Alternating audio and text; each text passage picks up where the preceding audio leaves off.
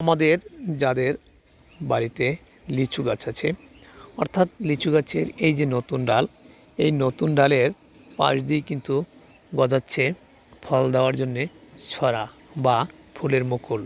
সুতরাং এরকম ফুলের মুকুল আসার আগ মুহূর্তেই আপনি এখানে একটি মাকড়নাশক, একটি ছত্রাকনাশক এবং শোষক পোকার জন্য একটি ওষুধ যদি স্প্রে করে দিতে পারেন, তাহলে আপনার গাছটিও কিন্তু এরকম সুস্থ সবল এবং সুন্দরভাবে ফল ধারণের জন্যে প্রস্তুত হবে।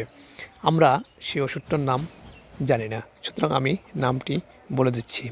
আপনি মাকড়নাশকের জন্যে ব্যবহার করতে পারেন ভার্টিমেক, শোষক পোকার জন্যে ব্যবহার করতে পারেন ইমিটাপ, এবং আপনি যদি ছত্রাকনাশকের জন্যে ব্যবহার করতে পারেন এমিস্টারটপ, অ্যাসকর, এমিস্কর, ঝাঁজ, যে কোনো একটু ওষুধ।